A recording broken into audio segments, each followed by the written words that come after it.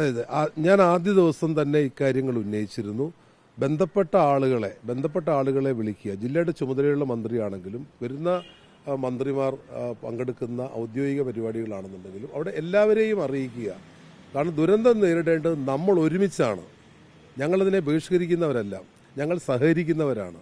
അപ്പോൾ സ്വാഭാവികമായിട്ടും കോന്നി MLA ജനീഷ് കുമാറിനെ വിളിക്കേണ്ടതല്ലേ? അദ്ദേഹം ആകാശത്ത് നിന്ന് നൂലിൽ കെട്ടിയിറങ്ങിയതല്ല, ജനങ്ങൾ വോട്ട് ചെയ്ത് വിജയിപ്പിച്ച MLA ആണ്.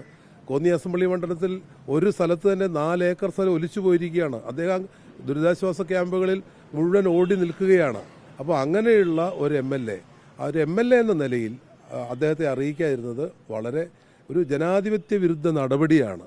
അത് മുഖ്യമന്ത്രി അറിഞ്ഞിട്ടാണോ മുഖ്യമന്ത്രി അറിയാത്തതുകൊണ്ടാണോ? പക്ഷേ ഇന്നലത്തെ അദ്ദേഹത്തിന്റെ പ്രതികരണത്തിൽ മുഖ്യമന്ത്രി അറിഞ്ഞുകൊണ്ട് തന്നെയാണ് ജനീഷ് കുമാർ MLA മാത്രം വിളിക്കാതിരുന്നത് എന്നാണ് ഞങ്ങൾ മനസ്സിലാക്കുന്നത്.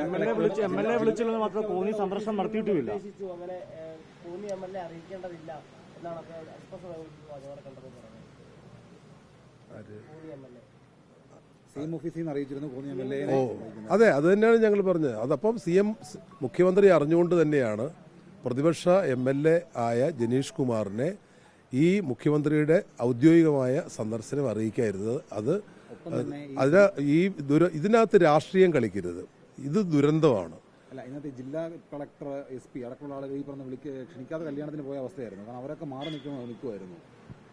അതെ, അത് അവർക്ക് കയറാൻ ഒരു സ്പേസ് വേണം. കാരണം ഇവിടെ ഈ പ്രവർത്തകരെല്ലാം കൂടി ഇടിച്ചു നിന്ന് കഴിഞ്ഞാൽ അവർക്ക് കയറാനുള്ള സ്പേസ് ഉണ്ടാവില്ല. അവരെ ഇപ്പം ജില്ലാ കളക്ടർമാരുടെ തലയിൽ വെക്കാനുള്ള ശ്രമം നടക്കുകയാണ്. ജില്ലാ കളക്ടർമാരുടെ തലയിലൊന്നും വെച്ചിട്ട് കാര്യമില്ല. ഈ കേരളത്തിലെ ജില്ലാ കളക്ടർമാർ ദുരന്ത നിവാരണ അതോറിറ്റി കൊടുക്കുന്ന നിർദ്ദേശങ്ങൾ പാലിച്ച് കാര്യങ്ങൾ ചെയ്യേണ്ടവരാണ്. ആ ദുരന്ത നിവാരണ അതോറിറ്റിയുടെ ചെയർമാൻ സ്ഥലത്തില്ലാത്തപ്പോൾ ഈ ജില്ലാ കളക്ടർമാർ എന്താ ചെയ്യുക? അല്ല, ജില്ലാ പോലീസ് സൂപ്രണ്ടുമാർ എന്താ ചെയ്യുക? പരിമിതിക്കുള്ളിൽ നിന്നാണെങ്കിൽ അവരൊക്കെ നല്ല രൂപത്തിൽ പ്രവർത്തിച്ചിട്ടുള്ളവരാണ്. പക്ഷേ ഇതിനകത്തുള്ള പ്രശ്നം സർക്കാർ തന്നെയാണ്. ഇതിനകത്ത് രാഷ്ട്രീയം കളിക്കാൻ ദയവ് ചെയ്ത് മുഖ്യമന്ത്രി തയ്യാറാവരുത്. അദ്ദേഹം 3 ദിവസം ഇല്ലാതിരുന്നതിന്റെ ക്ഷീണം എന്ത് പറഞ്ഞാലും മായ്ക്കാൻ കഴിയില്ല. അതുകൊണ്ട് ഇനിയെങ്കിലും അദ്ദേഹം ഉണർന്ന് പ്രവർത്തിക്കണം.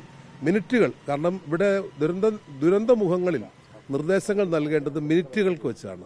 ഉയരുന്ന ഓരോ പ്രശ്നങ്ങളും ആ പ്രശ്നങ്ങളുടെ അടിസ്ഥാനത്തിൽ ഗവൺമെന്റ് നിർദ്ദേശം നൽകണം. ഞാൻ വല്ലന ക്യാമ്പിൽ ചെന്നപ്പോൾ അവിടെ കുറേ ഉദ്യോഗസ്ഥന്മാർ വന്നു. ജോയിന്റ് ഡയറക്ടറും പഞ്ചായത്തും ഒക്കെ വന്നപ്പോൾ ഞാൻ അവരോട് പറഞ്ഞപ്പോൾ അവർ കൈമലത്തി. കാരണം നിർദ്ദേശം വന്നിട്ടില്ല. അതാണ് പ്രശ്നം. പണം എവിടെയാണ് കൊടുത്തത്?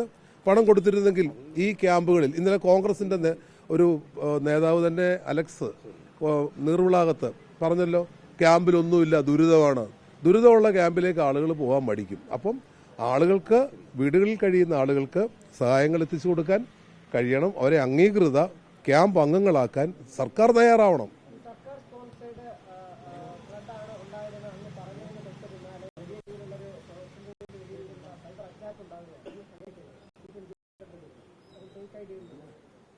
അതെ, ഫേക്ക് ഐഡിയിൽ വാടകയ്ക്കെടുത്ത ആളുകൾ കുറേ എന്നെ വന്ന് ചീത്ത വിളിച്ചു പോയിട്ടുണ്ട്. പക്ഷേ അതിന് ജനാധിപത്യ ബോധമുള്ള ജനങ്ങൾ നല്ല മറുപടി നൽകിയിട്ടുണ്ട്.